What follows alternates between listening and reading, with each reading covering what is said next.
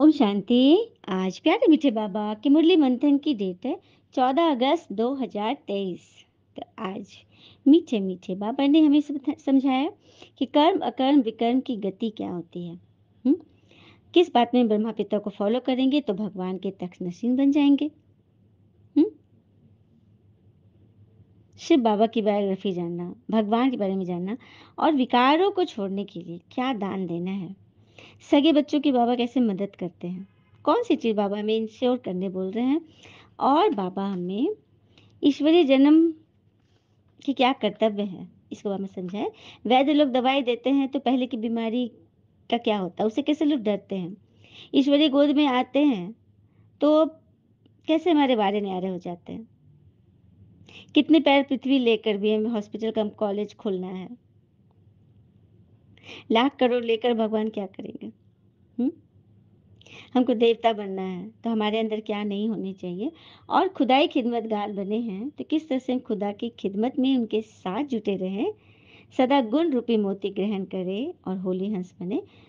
कर्म योगी बनना है तो हर कार्य में कुशलता और सफलता धारण करते हुए चिंता मुक्त बनना है। तो चलिए सुनते हैं बाबा की वाणी डिटेल से। बाबा ने कहा, मीठे बच्चे, कर्म अकर्म विकर्म की गति को ध्यान में रखते हुए इन कर्मेंद्रों से कोई भी पाप कर्म नहीं करना। दे दान तो छूटे ग्रहण। कर्म अकर्म विकर्म, तो कर्म होता है जो भी कर्म हम करते हैं, जैसे कि पलक झपकना भी एक कर्म है। अकर्म है जिस कर्म का न कोई पाप न कोई पुण्य का हिसाब बने, वो सत्युग में होता है। और विकर्म विकार युक्त कर्म। हुँ? कुछ बात मन में रख कर, कुछ सोच कर व्यर्थ में चले गए और विकर्म कर लिया, सोच भी लिया तो वो भी विकर्म हो गया। और पता है कर्मों की गति बड़ी न्यारी है। अब जैसे एक पिता है और उनके कई बच्चे हैं, तो क्या सभी बच्चे एक समान है? उसी प्रकार एक जैसी गाय है तो क्या उसकी सभी बच्चियां एक जैसा दूध देगी? उसी प्रकार एक गुरु है, सबको बराबर पढ़ा रहा है, लेकिन क्या सभी शिष्य एक जैसे होंगे? चलिए, पिता ने सभी बच्चों को धन वैभव संपदा सब बराबर दी, तो क्या सब एक जैसा ही पैसा बचाएंगे या खर्च करेंगे? मकान दुकान सबको एक जैसा मिला तो क्या सब उसको एक जैसा ही संभाल सकेंगे? हाँ, चलिए, एक ही पद पर दो व्यक्ति हैं, एक को बहुत सम्मान मिल रहा है तो क्या दूसरे को भी मिलेगा, सेम सम्मान मिलेगा? एक ही पद पे है फिर भी। बाहर से हमको कुछ भी एक जैसा मिले, मगर अंदर से हम क्या हैं, हमारी सोच क्या है। माता पिता बच्चों को बराबर ही बांटते हैं, पर फिर भी सबका भाग्य अलग हो जाता है। कारण, क्योंकि मनुष्यों की ऐसी मति है कि अपने ऊपर अपने दुख व परेशानियों का कारण वो हमेशा दूसरों को मानते हैं। और जब हम अपने ऊपर उंगली उठाएंगे, सारी कमी कमजोरी अपने अंदर देखेंगे ना, तब हम आगे बढ़ेंगे।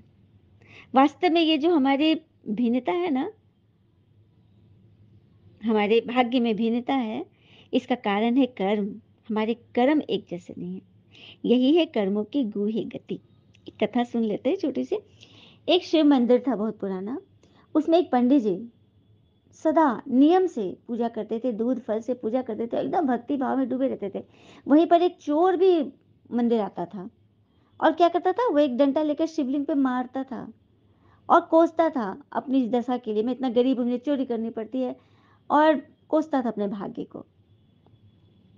तो यही रूटीन था दोनों का, पंडित जी पूजा करते थे और चोर आके ऐसा करता था, कुकर्म करता था। एक दिन दोनों मंदिर से बाहर निकले तो चोर को मंदिर के गेट के बाहर एक सोने से भरा हुआ एक असरफी का एक थैला मिला। और वहीं पर पंडित जी भी निकले और उनको लोहे की बड़ी सी कील उनके पाँव में चुभ गई और एकदम खून हो गया, पैर एकदम कट गया। तो पंडित जी रोने लगे और चोर तो बड़ा खुश हो गया। तो भगवान को याद करने लगे पंडित जी कि मैं आपकी इतनी सेवा करता हूँ और मेरे भाग्य में ऐसा कष्ट हो गया, मैं चल भी नहीं पा रहा हूँ। तो भगवान प्रकट होते हैं, क्योंकि वो सच्चे दिल का था। तो बोले कि अरे बच्चे, वत्स, ये तुम्हारे सत्कर्म का ये फल है। तो सत्कर्म का फल है मुझे चोट लगना है? हाँ हाँ। और उसको चोर को सरफी मिल गई, ये उसके पाप कर्म से उसको ये फल मिला। तो भगवान ने समझाया कि देखो, तुम तुमने इतने अच्छे कर्म किए इस जन्म, पिछले जन्म तुम सही नहीं थे, तुमने इस जन्म अच्छे कर्म किए, तो पिछले जन्म के कर्म के अनुसार आज के दिन तुम्हारी मृत्यु होनी थी, लेकिन तुम्हारा सत्कर्म अभी इस जन्म का इतना अच्छा था कि तुम्हें सिर्फ एक कील चुभी, बस पाँव में चोट लग के रह गया। और वो चोर जो पिछले जन्म बहुत महात्मा था, लेकिन इस जन्म उसने इतने कुकर्म किए, इतने विक्रम जमा किए कि आज के दिन ना पिछले जन्म के कर्मों के अनुसार वो राजा बनने वाला था। लेकिन क्या हुआ, इतने कुकर्म किए तो वो राजापन, बड़ा खजाना सिमट के बस एक थैली भर असरफी रह गया। और ये असरफी कितने दिन चलेंगे? तो देखा, ये होते हैं कर्मों के फल, जो हमारे इस जन्म नहीं, कई जन्मों से हमारा पीछा करते हैं। तो उसी कर्म को सत्कर्म बनाने के लिए भगवान ने कहा कि कर्मेंद्रियों से कोई भी पाप कर्म मत करो, दे दान तो छूटे ग्रहण, और दान देते जाओ, अपने विकारों का दान देते चलो। प्रश्न है, किस बात में ब्रह्मा पिता को फॉलो करने वाले बच्चे भविष्य में तख्त नसीन बन जाते हैं?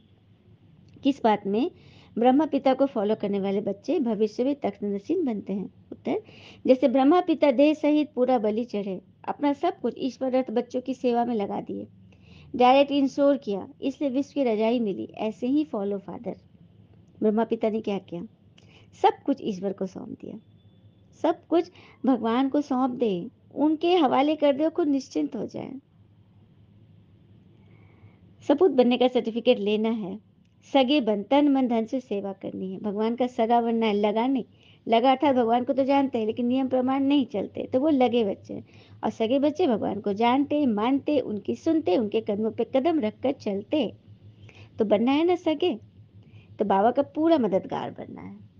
कहते हैं ना, अगर पाना है मंजिल तो अपने रहनुमा खुद बने। वो अक्सर भटक जाते हैं जिन्हें सहारा मिल जाता है। तो किसी भी व्यक्ति वस्तु को सहारा नहीं मानना, किसी साधन को सहारा नहीं मानना है, अपनी साधना पे फोकस करो, भगवान हमें क्या बोल रहे हैं उस पे चलो। गीत है, हो बचपन के दिन भुला न देना, आज हंसी कल रुला न देना, हो बचपन के दिन भुला न देना। ओ शांति, मीठे मीठे बच्चों ने गीत सुना। अब बच्चों ने जीते जी इस दुनिया से मरकर उस दुनिया में जाने के लिए बाबा की गोद ली है। इस दुनिया से मरकर अर्थात इन विकारी बातों से अपने आप को बचा लेना। अब जैसे किसी ने गाली दिया, उल्टा बोल रहा है, हाँ, लेकिन हम उसमें नहीं फंस रहे हैं, मतलब कि हमें उस बात से कोई मतलब नहीं, कोई सरोकार नहीं है, क्योंकि हम उस बात में है ही नहीं। हाँ, क्योंकि कहते हैं ना, व्यक्ति वास्तव में अपना भाग्य निर्माता स्वयं ही है। या तो वो सत्कर्म करेगा या दुष्कर्म, उस अनुसार उसका भाग्य बनेगा। क्रिया की प्रतिक्रिया तो जरूर होती है ना। जैसे डॉक्टर ने दवा दी, वह दवा कोई प्रभाव नहीं किया, तो क्या कहा जाएगा, ये डॉक्टर तो बड़ा बेकार है, उसे कोई आइडिया ही नहीं, उसे नॉलेज ही नहीं है। उसी प्रकार कोई ने किसी को गाली दी, लेकिन आप पर कोई प्रतिक्रिया नहीं हुई, मतलब उसकी गाली बेकार हो गई, फर्क ही नहीं पड़ा आप पर। हम्म? तो ऐसी शक्ति अपने अंदर जरूर भरनी है। जैसे कोई व्यक्ति आपकी निंदा या गिराना चाह रहा है, कोर्ट केस में फंसाना चाह रहा है, कोई उलझन देना चाह रहा है, लेकिन आप पूरी तरह से उससे अप्रभावित हो, तो उसकी ये हरकत काम ही नहीं करेगी, उसका ये षड्यंत्र काम ही नहीं करेगा। और आप जब अपने मन को ज़्यादा शांत रखोगे और अपने कर्म पे फोकस करोगे, भगवान की याद में रहोगे, तो तुम्हारे सत्कर्म ही भगवान की कृपा का काम करेगी। तुम्हारे सत्कर्म ही तुम्हारे आगे बढ़ने का रास्ता बन जाएगा, क्योंकि तुम बुरे के साथ भी नॉर्मल रहे, फंसे नहीं, गिरे नहीं, ये बड़ी बात है ना। फिर बाबा बता रहे हैं कि हमेशा जब समझाते हो तो ऐसे मत कहो बाबा ज्योतिर्लिंगम है अर्थात ज्योति स्वरूप है, हजारों सूर्यों से तेज में है। ये कहना वास्तव में रॉन्ग है, क्योंकि परमात्मा तो शीतल है। हम्म वो तो शांति के सागर है, इसलिए तुमको सुप्रीम कहा जाता है, क्योंकि वो हर एक चीज, शांति, आनंद, शक्ति, ज्ञान, पवित्रता के सुप्रीमो है। बाबा कहते, बच्चे मैं भी अगर जन्म मरण में आ जाऊं चक्र में, तो फिर तुम सबका उद्धार कौन करे? मैं ही आकर सभी को दुखों से पार ले जाता हूँ, दुख हरता सुख करता, इसलिए मैं शरीर में प्रवेश, गर्भ में प्रवेश नहीं करता। बाबा बैठ समझा रहे कि देवी देवता जब वान मार्ग में आते हैं तो सोमनाथ का मंदिर बनाते हैं, क्योंकि देवी देवता सत्य त्रेता के बाद द्वापर आता है, तो वही देवी देवता राजा बनकर मंदिर बनाते हैं। सिर्फ इतना तो समझते हैं कि शिव बाबा का है, परंतु ये नहीं जानते कि शिव बाबा ही स्वर्ग के रचयिता है। हमको स्वर्ग का मालिक बनाने वाले यही हैं। अगर जानते तो औरों को शिव बाबा की बायोग्राफी नहीं बताते, क्योंकि उनको ही पता नहीं है। क्योंकि आत्मा जब नया शरीर लेती है एक शरीर से दूसरा, तो फिर पिछला सब भूल जाती है ना। और जानना अर्थात वर्षा को पाना, न जानना अर्थात वर्षा गंवाना। क्योंकि हम भगवान को भूल गए तो वर्षा गंवा दिए। जानना अर्थात वर्षा पाना। अभी जान रहे ना। बाबा कहते पहले तुम 16 कला संपूर्ण चंद्रमा समान थे, 16 कला पावन थे, अब तुम्हारे को ग्रहण लग गया है, तो दान दे दो तो विकारों का ग्रहण छूटेगा। तो क्या दान करना है? अपनी सारी कमी कमजोरियां भगवान आए हैं उनको दे दो। ये जो तुम्हारे पास 5 विकार है ना, इन्हें तुम मुझे दान दे दो। बाबा को तो सगे बच्चों की मदद करनी ही है। बाबा किनकी मदद करते हैं? अपने सगे बच्चों की। तो हौसले इतने बुलंद रखो कि असफलता भी तुम्हारे सामने घुटने टेक दे, वो भी हार जाएगा। अरे ये असफलता से फंसता ही नहीं है। हौसले इसके इतने बुलंद हैं। भक्ति में तुम भगवान को देते आए हो ना, दान पेटी में कितना देते हैं ना मंदिरों में। तो ईश्वर कोई भूखा थोड़ी है। तुम किसके लिए देते हो? अपने लिए इंश्योर करते हो। ईश्वर को देने का अर्थ है कि दूसरे जन्म में तुम हमको देना, हम इस जन्म तुमको दे रहे हैं, ये बात होती है। तो तन मन सब कुछ दे दिया, उसके बदले में अपने पुरुषार्थ से तुम स्वर्ग की बादशाही ले लेते हो।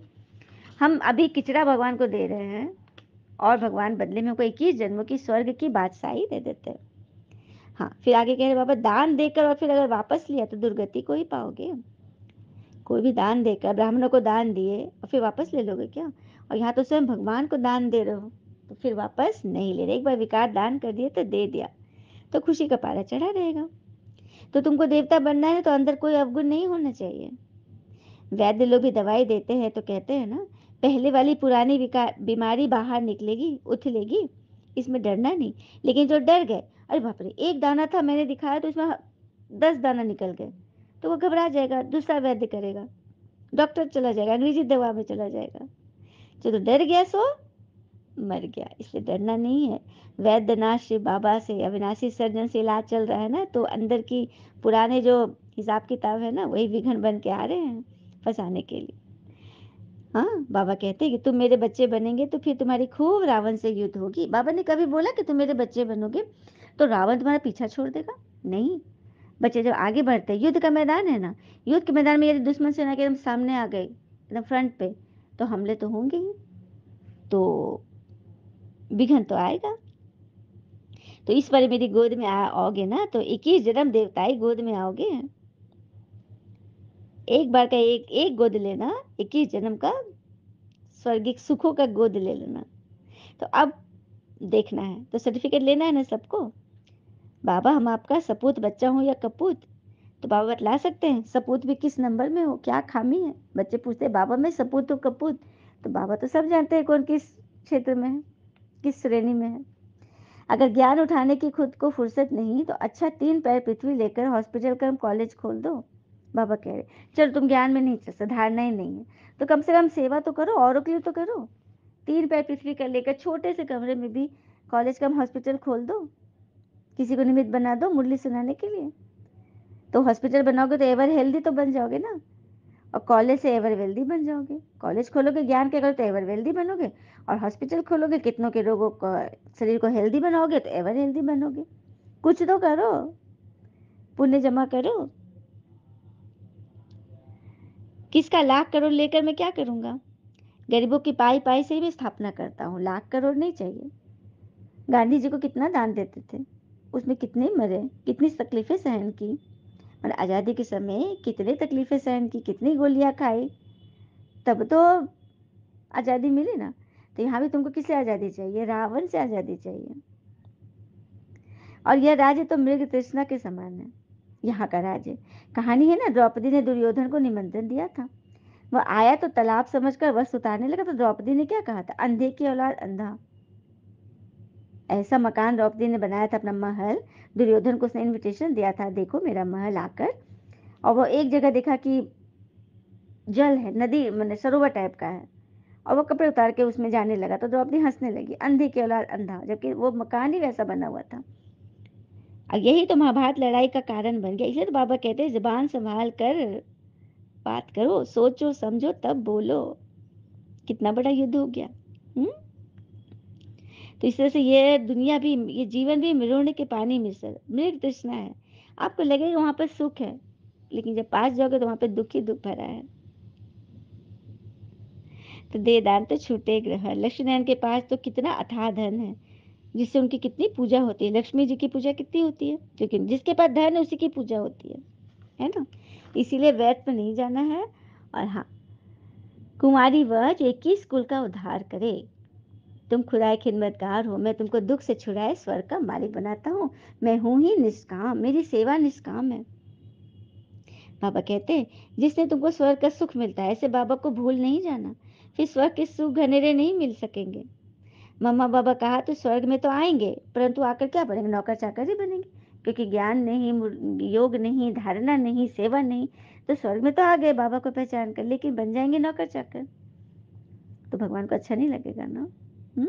अच्छा, मीठे मीठे बच्चों प्रति भगवान की नमस्ते। हम बच्चों की भी प्यारे बाबा को नमस्ते। धारणा के लिए मुख्य सार, पहली पॉइंट, ईश्वरीय जन्म ले कोई भी अकर्तव्य नहीं करना है, सपूत बच्चा बनना है। ईश्वरीय जन्म ले मतलब ब्राह्मण जन्म में कोई भी अकर्तव्य नहीं करना है, सपूत बच्चा बनना है। अवगुण निकाल देवताई गुण धारण करने हैं। दूसरी पर, खुदाई खिदमतगार बन, रूहानी सेवा में सबको आप समान बनाना है। खुदाई खिदमतगार बन, रूहानी सेवा में सबको आप समान बनाना है। 3 पैर पृथ्वी लेकर रूहानी हॉस्पिटल व कॉलेज खोल देना है। तन मन धन से पूरा मददगार बनना है। 3 पैर पृथ्वी लेकर रूहानी हॉस्पिटल व कॉलेज खोल देना है। तन मन धन से पूरा मददगार बनना है। वरदान, कर्म योगी बन, हर कार्य को कुशलता और सफलता पूर्वक करने वाले चिंता मुक्त भव। कर्म योगी बन, हर कार्य को कुशलता और सफलता पूर्वक करने वाले चिंता मुक्त बनते हैं। तो कई बच्चों को कमाने की, परिवार को पालने की चिंता रहती है, लेकिन चिंता वाला कभी कमाई में सफल नहीं हो सकता। चिंता को छोड़कर कर्म योगी बन काम करो, तो जहाँ योग है वहाँ कोई भी कार्य कुशलता और सफलता पूर्वक संपन्न होगा। अगर चिंता से कमाया हुआ पैसा आएगा भी तो चिंता ही पैदा करेगा। सुना, अगर चिंता से जो कमाए के पैसे घर लाओगे तो वो चिंता ही पैदा करेगा। और योग युग बंद खुशी खुशी से कमाया हुआ पैसा खुशी दिलाएगा, क्योंकि जैसा बीज वैसा तो फल निकलेगा ही। स्लोगन, सदा गुण रूपी मोती ग्रहण करने वाले होली हंस बनो, कंकड़ पत्थर लेने वाले नहीं। सदा गुण रूपी मोती ग्रहण करने वाले होली हंस बनो, कंकड़ पत्थर लेने वाले नहीं। अच्छा, ओम शांति। चलिए अभी हम सभी अव्यक्त इशारे सुनते हैं। तो बाबा ने कहा, सर्व कार्य संपन्न करने के लिए 2 कमजोरियों को समाप्त करो। सारे कार्य संपन्न व सफलता प्राप्त करने के लिए अपनी 2 कमजोरियों को समाप्त करो, आलस्य व अलबेलापन। जो कि ब्राह्मण आत्माओं, जो निर्बंधन आत्मा, जिन्हें कोई बंधन नहीं है, उनको ये दोनों बंधन बहुत कस के पकड़ते हैं। कौन सा, आलस्य व अलबेलापन। अलबेलापन अर्थात टालम टोल की स्थिति, अभी नहीं, थोड़ी देर में कर लूंगी, शाम हुआ नहीं, रात में करूंगी, रात में, अरे कल सुबह कर लेते, सुबह कल कर लेंगे। ये काम ही अलबेलापन कहलाता है, जो कि कभी पूरा नहीं होता। तो उसको खत्म करो, क्योंकि 99% आत्माओं में ये संस्कार भर जाते हैं। किसी के अंश रूप में है तो कहीं वंश रूप में। अब अंश और वंश क्या है, तो महारथियों का अंश रूप में होता है, जैसे मेरी नेचर, ये तो मेरी नेचर। और घुड़सवार का वंश रूप में, कि मैंने ये किया, अहम बहुत ज्यादा होता है, तो इससे बचना है। अच्छा, ओम शांति। शुक्र मुझे बाबा और बाबा के प्यारे प्यारे बच्चे,